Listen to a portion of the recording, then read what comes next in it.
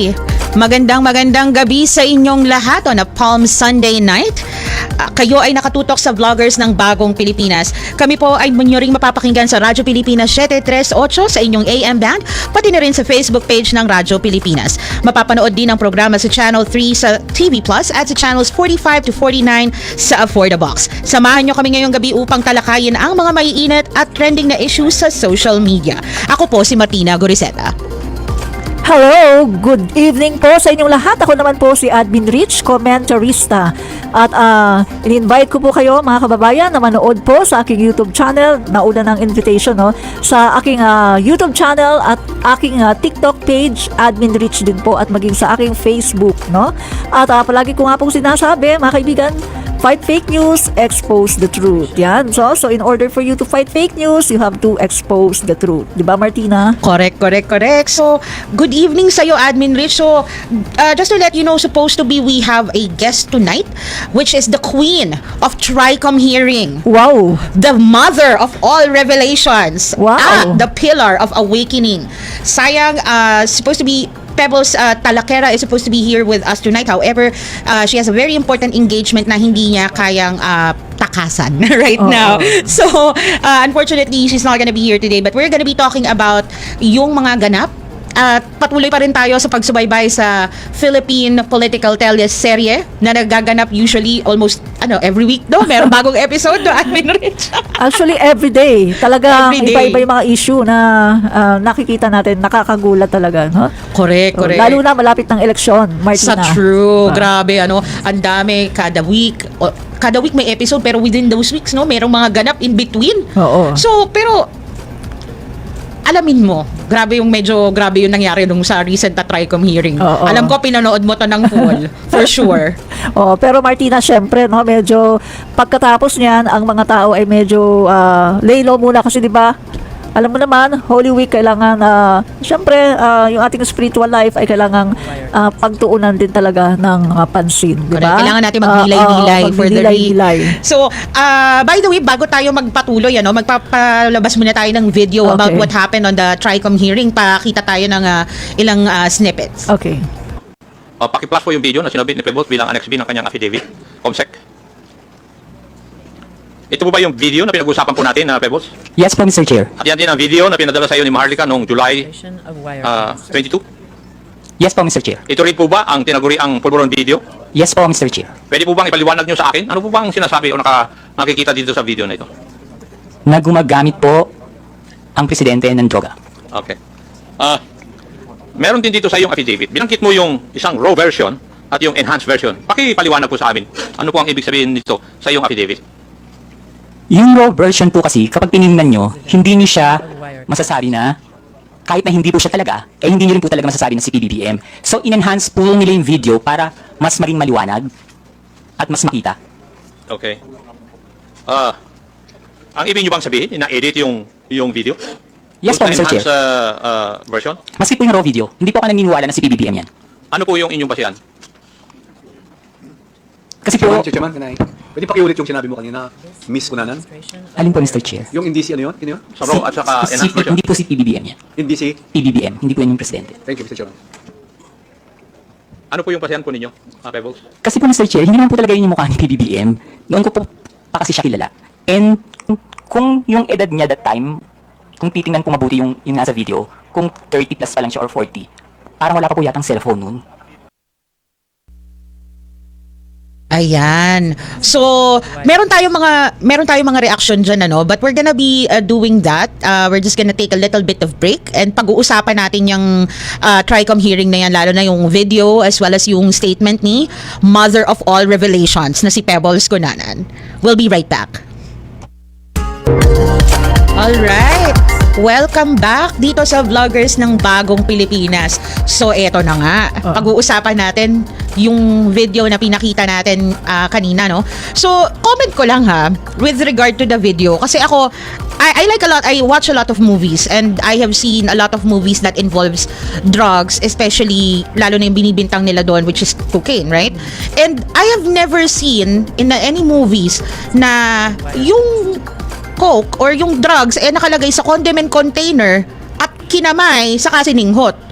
I mean, I'm sure ikaw, Admin Rich, marami ka napanood na movies na may drugs na involved dun sa scene, right? And have you ever seen anything like that? Doon pa lang sa fact na yon is sobrang off na siya, no? What can you say? Sa akin naman, Martina, no, yung mga napapanood ko, yung nagbibilot sila ng parang foil, no? Nagbibilot sila ng foil, tapos parang may nakikita ako na parang doon sila parang sumisingho, tapos yung iba naman parang may mahabang gano'n na Yung nililinya, no? oo, mahaba. Yeah. Pagkatapos yung parang doon nila Sinisinghot. oo, Yeah, yun, yeah. hanggang sa maubos siya. Exactly, Pero right? yung nakikita ko, pero yung doon sa na parang nakalagay sa container. hindi nga parang lagayan ng tawas. Yun nga, yun Kasi- diba? Yung nagagano'n sa mga oo. restaurant. Yung parang ang tingin ko no, lagayan lang ng tawas pagkatapos Tapos bubuksan. bubuksan. Dudukutin. Ganon. Tapos ayun na. So parang sabi ko, parang hindi siya ano eh. Hindi naman ganon yung mga nagko-coke. Yeah, I know. Exactly. Ano yun? No? Ako, for me, at saka yung, especially those people who actually believed in that particular video, no, like, really, it's so ridiculous. The video itself, it's so ridiculous. And, pati yung face nung supposed to be na face ni BBM, ang pinaka-close mo lang na maiisip mo doon, it would be the eyes. The ears are completely different, the shape of the face, and the haircut. If this was an old video, hindi ganun yung, remember, hindi ganun ang haircut ni BBM. So, ito na. Ni-reveal ngayon, of course, the queen of Tricom hearing at ang mother of all revelations, si Madam Pebbles, no? Na talagang napinadala sa kanya yon, no? Ay, ikaw, anong napanood mo yun, anong inaano ni re-reveal ni Madam Pebbles yung anong reaction mo doon? Anong feeling? Actually kasi Martina, nung lumabas yung video na yan, pagtingin ko pa lang sa video, sabi ko, kahit yung hindi ka masyadong marunong sa AI, kahit hindi ka masyadong marunong sa editing, kahit yung bata, Correct. malalaman eh. Kasi yung mahalata mo na merong face swap na ginamit, no? Na yung muka nagbabago eh. Kapag yung napansin mo Yung sa gilid, right? Yung sa kapag gilid. gumaganon siya, nagbabago yung ng muka. Mahalata mo na pinatungan. Pinatong lang Oo, ang mukha. mayroong isang actor, no, na yung gumanap na kunwari si PBBM, pagkatapos ipinatong ngayon yung mukha ni PBBM. Usually, tiningnan ko siya eh. In-apply ko siya, no, ginawa ko siya doon sa isang app. At sabi ko, oy, kaya ko pala to. No? Tsaka, diba? Oo, madali siyang talagang ngayon, yung technology natin ngayon ay napaka-advanced na. So, napakadali niyang gawin, Correct. Martina. Oo. At in fact, eto, nung lumabas yung video na yan, may mga naglabasan din na si Duterte naman ang ginaya. At mas kuhang-kuha yung mukha Actually, ni Duterte. I saw that. Oo. They made a face of the former president, pati mukha ni Sara. Tsaka kay Baste. Yeah, kay Baste. Meron. And, tsaka, ito I've never seen, I've been following BBM for quite a long time, and I've never seen BBM with the face that is so bloated. Kasi di ba pansin mo yung mukha dun sa video, it's mukhang manas. Alam mo yung manas siya, tapos every time na para mag-move, nakipapansin mo yung sa gilid, parang iba. Di ba? Tapos yung, have you ever seen BBM with that kind of haircut? Parang crooked na, hindi mo alam. Wala. Diba, no? Nakakaloka. Pero I just wanted to commend Pebbles sa tapang niya to face them. Kasi alam ko maraming naimbitahan sa Tricom hearing na hindi dumating. Even on the first one na pinatawag sila, right? Hindi dumating. Pero ito si Pebbles is andun. Very presentable. And hindi nag-change yung sinabi niya doon sa affidavit niya, doon sa mga sinasabi niya sa mga questions sa kanya, no? So I do commend the bravery of Pebbles na humarap doon sa Tricom hearing na yun, knowing nagigisahin ka ng lahat ng mga nandun, 'di ba? At saka Martina, no, meron sana akong gusto na sana mangyari, no, na alam naman natin na ang mga kalaban, no, yung mga na-expose dito ay medyo powerful, no? So sana hindi mangyari na magkaroon siya ng takot, no? Yeah. So ito ang mapapayo ko, no, kung nararamdaman man niya na merong mga nananakot, halimbawa merong mga threat sa buhay niya, pwede naman siyang dumulog sa ating DOJ, no? Correct. Sa Department of Justice para humingi ng protection. At saka ang pagkakaalam ko, Martina, ang Congress ay nagbibigay din yan ng protection. Pwede rin sa Congress, no? So kung feel ni Peoples na merong nagtitreat sa buhay niya, pwede niyang gawin yan, no? Kasi, eto ang personal na opinion ko to nandyan ka na rin lang eh. Yeah. Nag-expose ka na eh. So, kung sakasakali man, wag mo nang bawiin, no? Correct. Wag ka nang magpapatakot. Correct. Ituloy-tuloy mo na yan. Kasi, di ba sabi nga, dito sa buhay natin sa mundo, we're just passers-by, di ba? Hindi naman tayo habang buhay na nandito eh. So kung ano man yung tama na ginawa natin, tuloy-tuloy na natin yan at huwag tayong matatakot. Correct. Kasi sabi nga, eto ano ko to pamantayan ko to sa buhay, no? Na kapag ikaw ay nasa panig ng katotohanan, wala kang dapat na ikatakot. Kasi kakampi mo ang Diyos kapag ikaw ay nasa panig ng katotohanan. Correct. Tsaka ako, I hope na, especially, tama ka dun, no? Medyo mabibigat yung binangga ni Pebbles. So, I really hope that Pebbles will always be safe. And I'm sure may mga, baka mamaya may mga threats na din sa kanya. And I hope Pebbles will always be safe. And ipag-pray natin yung safety niya. And yeah, I hope Pebbles would reach out dun sa mga tamang departamento or tamang tao to get protection kasi mahirap yung position niya Ang hirap no na nilabas mo yung sarili mo to talk about all these things, especially dun sa mga ni-reveal niya sa TRICOM. Mabigat mabigat hindi lang isang tao yung involved, ang daming tao. At saka Martina, sa tingin ko ang nakapagpabigat pa nito kasi nasa nasa inner circle. Correct. Nandun siya sa loob no? Dati siyang DDS na talagang sumusuporta sa dating Pangulong Duterte, kay Pipi Sara, at dati din siya na talagang kita naman natin yung mga post niya, di ba? Na nandun yung talagang pagtutuligsa sa gobyerno, kay PBBM, at madami din siya mga negative na mga posts, sa ating First Lady, sa first couple. So, nakita natin na nandun siya sa inner circle. Correct. Kasama siya sa mga pagpaplano, di umano, at siya ay talagang alam niya yung mga nangyayari. So, ito yung nagpapabigat dito. Kasi meron siyang tinatawag na credibility, kasi nandun siya eh. Correct. Alam niya, nakikita niya, naririnig niya kung ano yung mga nangyayari. Kaya ito talaga yung nagpapabigat dito. Sa kanyang testimony, hindi ito testimony ng isang outsider, kundi ng isang insider. Correct. Yan, Correct. diba? Nakakaloka. Oo. Yeah. And yeah, I think I remember seeing Pebbles one time. I think this was like, I don't know if it was 2 years ago or a year ago, na sila rin talaga magkakasama. So, talagang tama ka, na si Pebbles nasa loob ng inner circle nila, na talagang nandun sa, talagang tropa-tropa sila, right? So, mabigat. Kasi, syempre, biruin mo, i-reveal mo yung ganong information. And they showed the photo, yung yung meeting nila sa Hong Kong. Was it in Hong Kong, right? Yung maisog rally meeting nila. And then, from what I remember, na ni-reveal niya is that doon, yung pinag-usapan, yung video na to na ipapalabas, whatever. And, grabe yung pinalabas talaga nila to during SONA, no? And I think, alam ko ang balita din is pinalabas to sa maisog yata sa US. Was it in the US? Am I correct? Saka sa Vancouver, Sa Canada. Oo. Di ba, no? Bakit? Pinalabas. If they're really Parang trying siya, to disrupt Martina, parang simultaneous, yung sunod-sunod, tsaka yung talagang sa iba-ibang mga lugar, sabay-sabay na talagang pinalabas yung video na to. Pero tignan Sa mo, SONA ng Pangulo, no? May meron akong, medyo may question ako dyan. Kasi di ba pinalabas nila sa US, tapos, sa parang conference or something? Talagang rally yon kasi nakikita mo yung mga taong nandun no? Na talagang parang sa kanilang rally, maisog. Tama. Well, anyway, we're gonna be talking more about that sa ating pagbabalik dito sa Vloggers ng Bagong Pilipinas. Radyo Pilipinas. Radyo Publiko. Okay, muli na naman po tayo nagbabalik dito pa rin sa Vloggers ng Bagong Pilipinas. Kasama ko po si Admin Rich at ako naman po si Martina Gorizeta. Alright, so pag-usapan naman natin, Admin Rich, yung isa sa mga sinabi medyo eto mabigat na sinabi ni Pebbles, regarding sa statement ni Harry Roque, Attorney Harry Roque, na sinabi niya na kaya daw niyang pabagsakin ang gobyerno. Anong reaction mo nung una mo narinig to?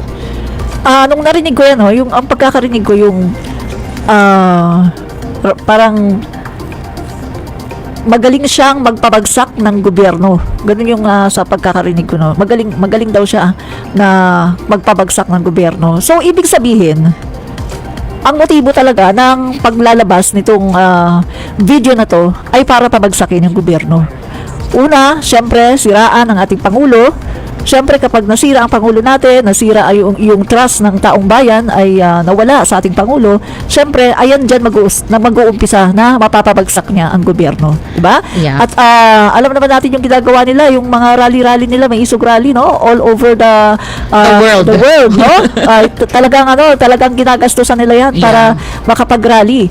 So, ano bang dahilan? Bakit nagrarally yung mga tao na ganito? Tapos yung mga ginagawa pa nila, meron silang mga hate speech, yung mga talagang galit na galit sila sa Pangulo natin. Ang dami nilang mga sinasabi na mga masasamang salita, no?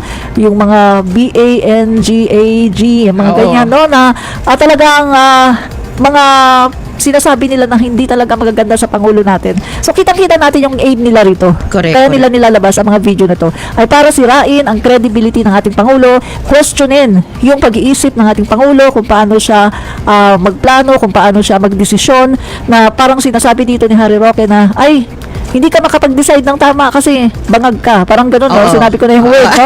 So, gano'n talaga ang Hindi, kasi bigay, ganun no? yung impression, Yan yung talaga gusto nilang impression. Yan talaga yung Yeah. sinasabi niya. At meron pa siyang video, doon sa Canada. May video siya na nagtatawanan sila, pinagtatawanan nila yung Pangulo natin. At talagang si Harry Roque ang talagang nangunguna, no? Habang sila ay nagtatawanan, nagchat-chant na talagang si PBBM ay tinatawag nilang ganun nga, no? Yeah. At nakakasama ng loob na ginagawa pa nila yan na outside the country, ha? At napapanood sila. Social media to, social media. Napapanood sila ng buong mundo. Correct, At correct.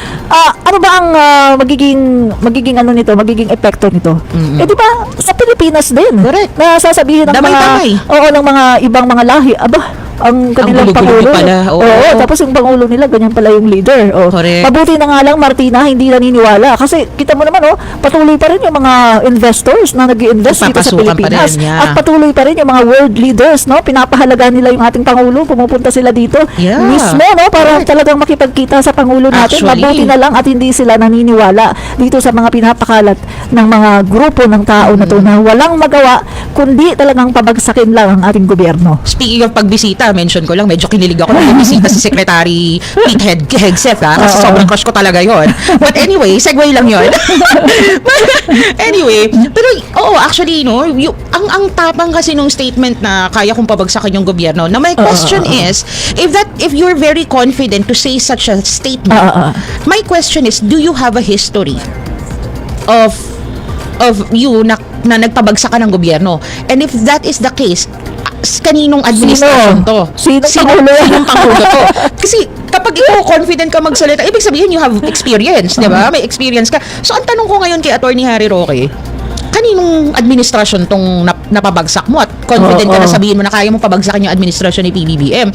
And yung fact na talagang they were I would use the word attempting na pabagsakin yung gobyerno is the fact na pinalabas nyo to during SONA. Correct. Which is a very important event Tama. na hinahold ng president to address the entire nation. Kaya nga State Correct. of the Nation address, right? So, talagang sinadya nyo. And yung natatawa na lang ako kasi yung mga attempts kasi if you notice, no, nagba-backfire lang sa kanila. Kahit even lahat ng mga rhetoric nila, and the truth is, tama yung sinabi mo, it's mga masasamang salita. For me, it's very bastos. Sobrang bastos. It's like, parang hindi kayo, sorry to say this, pero para kasing hindi naturuan ng tama. Correct, Parang correct. kulang kayo sa GMRC. Diba? Kasi diba, ganun na lang yung mga sinasabi nyo, and it's not a very nice thing. And even dun sa mga recent din, mga these past few months, no, especially nung afternoon time na nahuli si former President Duterte, remember yung mga naglabasa na parang obituary na memes na galing from the troll accounts na, wait, I really don't like to say this, pero like that with the president, you know. And how can you, I mean, morally wise and conscience wise, kaya nyo yun to wish someone gone? Asan ang asan yung moral compass nyo as a human being Yun nga, for you to wish someone who's to be gone? Whether you like the person or not, if you really think that he's unjust or hindi siya mabuting tao, then make them pay for something. Make them, humaghanap kayo ng hustisya. Correct. And if you wish someone gone, hindi nyo makukuha yung hustisya nyo. It would be, Correct. it would be too easy for them. Diba? Tama. But, it's sobrang bastos. Foul na masyado yun, Sobrang foul, Martina. yeah. Oo, sobra na yun, no? Correct. So, actually, Martina, sa vlog ko nga, nasabi ko to Kasi etong mga video na to na kanilang pineke, na sinasabi nga ni P-Balls na nanggaling ito kay kina Maharlika, kina Harry Roque.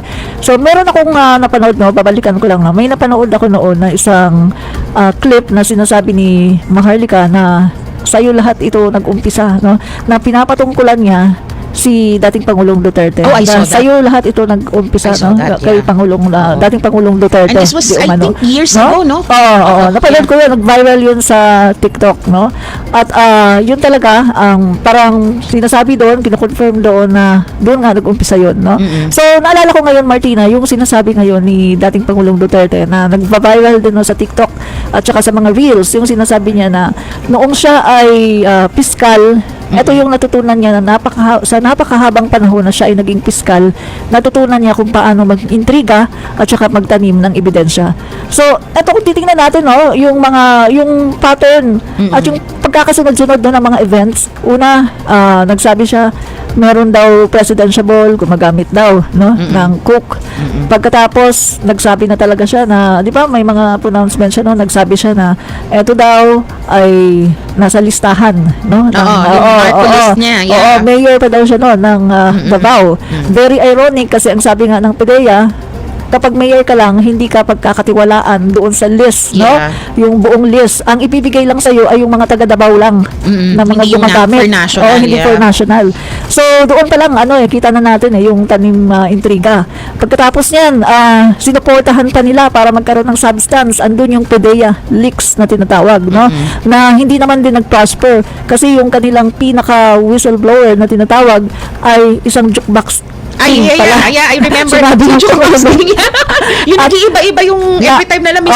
At na-contempt pa siya sa Kongreso dahil nga sa nakita na pagsisinungaling Correct. at paiba-iba ng mga statement, no? Yeah. So pagkatapos niyan, Martina, hindi pa sila na-satisfy doon sa kanilang mga ginawa. Actually kasi Martina, ang nakikita ko noon at naririnig ko, meron silang plan A. Kapag hindi yan Nag-work, nagtagumpay, plan may plan B. Tapos meron pa nga daw plan C, D, no? Meron pa nga daw. hanggang ayan, Oo, yun. Marami daw talaga. Yung iba pa nga, may vlogger pa nga ako nakikita, Martina, nagsusuot talaga ng cap at nakalagay doon plan B. Nasa plan B na daw sila. So, kita nyo talagang pinapakita nila. yeah. Pinagpaplanuhan talaga nila ang gobyerno ng ating Pangulong Bongbong Marcos na talagang pabagsakin. Pero ang sabi ko nga, ano nangyari? Lahat yan, boomerang sa kanila. Correct. Lahat ng It all kanilang, backfires, lahat ng yeah. kanilang mga pinagagawa, imbis na pabagsakin ng ating Pangulo, anong nangyari? Prosper pa. Ang destiny ay kumbaga naningil sa kanila, Correct, Martina, no? correct. Binalikan sila. Sabi ko nga, masyado ko madaldal, no? Sabi ko nga, Martina, no? Ang prinsipyo ng Biblia, palagi ko yung sinasabi, kung ano tinanim mo sa kapwa mo, babalik sa'yo. Correct. Kung magtanim ka ng pag-ibig din, ang aanihin mo. Magtanim ka ng hate din, ang aanihin mo. Magtanim ka ng masama, babalik sa'yo lahat yan. Ako din mahilig magtanim ng Diba? sama ng loob. Charot lang. Okay. So marami pa kami pag-uusapan ni Admin Rich dito lang sa Vloggers ng Bagong Pilipinas sa aming pagbabalik. Kabilang sa pambansa. Okay. Nagbabalik muli tayo sa Vloggers ng Bagong Pilipinas. Kasama niyo pa rin po si Admin Rich at ako si Martina Goriseta. Alright. So, anyway, mabalikan natin yung video na pinalabas nila ni Reveal. Ni Mother of All Revelations, no? Yes. May mga institutions or na nag-debunk na nito that they analyze like PNP, NBI, yung Vera Files, and then there's this one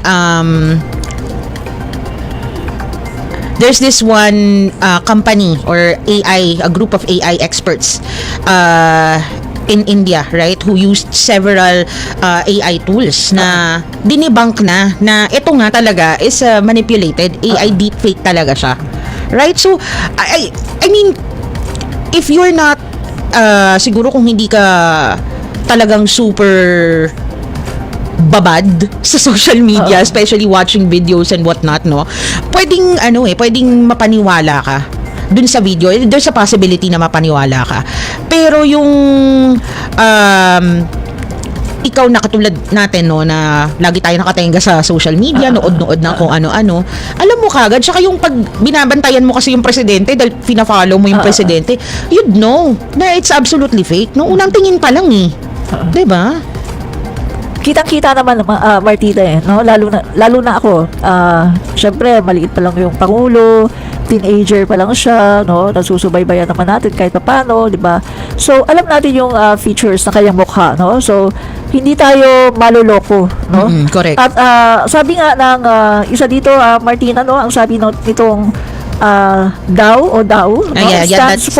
Stands for Deepfake Analysis Unit. Ito yung group of AI expert. Ang sabi dito, nagkaroon nga daw ng nakabase sila sa India, no, nagkaroon daw ng misinformation dito nga, no, na verify nila na itong video na ito ay AI or Generated, deepfake, yeah. no, deepfake AI generated, no. At yung isa naman dito, yung sabi ay may AI manipulation, no? Yeah. Na itong pulburon video na to. At yung mga high-tech na tools ang gamit dito, yung Sensity AI at saka Hive na tinatawag, no? So, base sa analysis ng Sensity AI, maraming indication ng manipulation sa video, no? Lalo na sa facial features ng Pangulo. So, Correct. kanina nasabi na natin yan, Martina, no? Oo. Na napansin natin na yung facial features nga ay nag-iiba-iba, di ba? Nagbabago, no? So, mahalata mo na merong face swap na ginawa doon. Correct. Di ba? Na Tsaka hindi yung talaga siya totoo. pinagbasihan pati nila, yung tenga. Oo, tenga.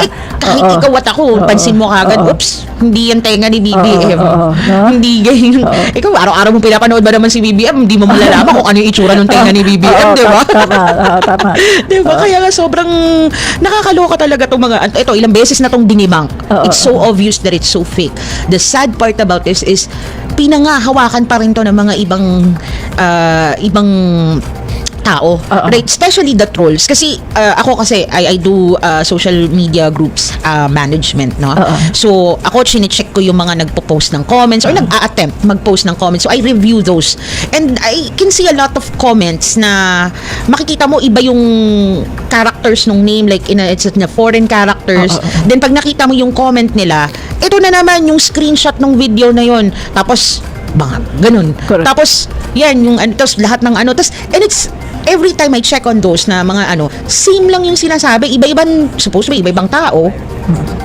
Kasi iba-iba yung pangalan, iba-iba yung handle, pero pare-parehas lang yung pinagsasabi. Like, alam mo na kagad na trolls, even yung mga attempted na post nila, ay matik na dinidecline ko kasi I wouldn't accept anything like that until you have a solid evidence. Since kayo naman yung nagbibintang, di kayo mag-provide ng absolute proof na talagang gumagamit nga ng pinagbabawal na gamot yung presidente. Kung talagang kaso hindi, ang dami yung claims pero walang ebidensya. Correct? Actually, Martina, no, galing din sa mismo sa kampo nila. Isang hardcore DDS, no, si Banat Bay. Etong si Banat Bay mismo ang talagang nagva-viral nga yung kanyang video na sinasabi niya na hindi yun totoo, no? Siya mismo ang sabi niya, naniwala kayo diyan, hindi naman totoo yan, yung pulburon video na yan. At kung napanood ninyo, no, mga kababayan, si dating Pangulong Duterte mismo nagsabi niya na wala namang pulburon video. Hindi Correct. naman totoo yung pulburon video na yan. Pero, Martina, bago nilabas yan, kasi ang tagal na nilang nagsasabi ng may pulburon video, tapos wala naman, di ba? Correct. Bago yan nilabas, Martina, ang sabi ko pa nga sa aking vlog, siguro ine-edit pa sa Niluluto pa. doon sa bansa na alam naman natin, di ba? Hindi ko nababanggitin. Siguro ine-edit pa, no? Niluluto pa nila yan. Hindi pa siguro nayayari, hindi pa natatapos. Kaya panay lang sila sabi na, ay, darating na yung pulburon video. Hanggang sa, yun nga, nung nagso ng Pangulo, Doon pinalabas lumabas. nga nila, pulburon video. Pero palpak din kasi kitang-kita naman na talagang hindi totoo. At ilang beses na nga napatunayan, ilang beses na merong mga talagang nag-check nito, yung mga AI expert at sinasabi nila na ito nga ay fake at ginamitan siya ng face swap. So ito ay talagang hindi totoo. So Martina, mabanggit ko lang, no, yung mga nagsasabi na hair follicle test o sinasabi nga ng ating Yusek Claire Castro na bakit kayo magdedemand ng hair follicle test? Noon nga sa panahon nga ni Harry Roque, maraming mga nagsasabi kay dating Pangulong Duterte na magpa-test, di ba? Pero anong sabi ni Harry Roque? Ang sabi niya, hindi pwedeng manduhan ang Pangulo. Ang Pangulo ay magpapatest kung gusto niya dahil siya ay halal ng taong bayan. Walang sino man ang makakapagmando sa kanya. Correct. So ngayon, ibabalik natin sa kanila yan. Hindi niyo pwedeng manduhan yung presidente. manduhan ang ating Pangulo dahil siya ay Busy halal. siya. Oo, halal ng bayan. At isa pa, Martina, isa pa ha, ang Pangulo natin nakapag-drug test twice nung panahon ng eleksyon. Na Correct. kailangan niyang gawin yun dahil maraming mga nagsasabi na siya daw ay gumagamit. Yun ang panahon, ang tamang panahon na talagang dapat na magpa-drug test. Kasi meron pa siyang pinapatunayan kasi nga tumatakbo siya sa eleksyon pero ngayon na siya ay halal na ng taong bayan, presidente na, busy ang Pangulo natin. Maraming kailangan ayusin sa Pilipinas. Tantanan niyo yung presidente.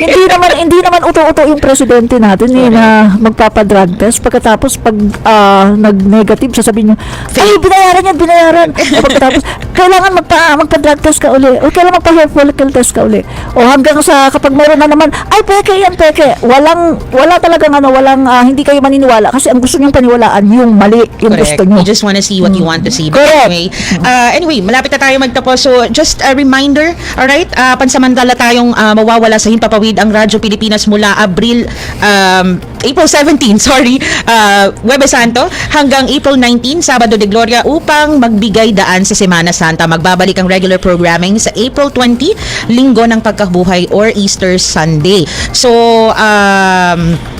papasalamatan ko muna si former Acting Secretary Chavez, Press Secretary Jay Ruiz, and si Attorney Claire Castro. Maraming salamat po sa pagbigay nyo sa amin ng oportunidad para magkaroon kami ng segment dito sa Radyo Pilipinas. Eto na. Let's go, Admin Rich. Okay, so mga kababayan, maraming po salamat sa inyong panunood at paki-follow na rin po ang aking Facebook page, Admin Rich Comentarista, at yung aking YouTube channel, Admin Rich, at ang aking TikTok page, Admin Rich din po. Fight fake news, expose the truth, mga kaibigan, no? So, pasasalamatan ko lang din po, mga kaibigan, yung aking mga followers, masugid po na nanonood ng aking mga channel, si Ami Ruzul, at nga pala, get well soon po sa aking sister, no, na si Manang Susan, no? Magpagaling po kayo, no? At mahal na mahal ka ng iyong mga kapatid at kaming lahat ay nag-aantay sa iyo sa bahay, no? So magpagaling po kayo. At saka binabati ko rin po si Florcita Anakaya, no? Maraming po salamat sa panunood palagi, no? Yan. At salamat na rin sa lahat ng aking mga subscribers, no? At yung aking tagline, hindi pwedeng mawawala, no? Fight fake news, expose the truth. Alright, thank you, Admin Rich. At ako naman po, binabati ko lang po ang aking mom and dad in California, USA, mom and dad, and my two brothers and their entire family. I just wanted to also say hi to my beshies, Shi Bangawan and Attorney Paul Chavez, as well as Tita Vicky and Tito Butchlag Dameo, and the Dialogo family, my neighbors. Hi, I hope you have a wonderful Holy Week. Magnilay-nilay tayong lahat. Diyan po nagtatapos ang aming programang Vloggers ng Bagong Pilipinas. Magandang gabi po.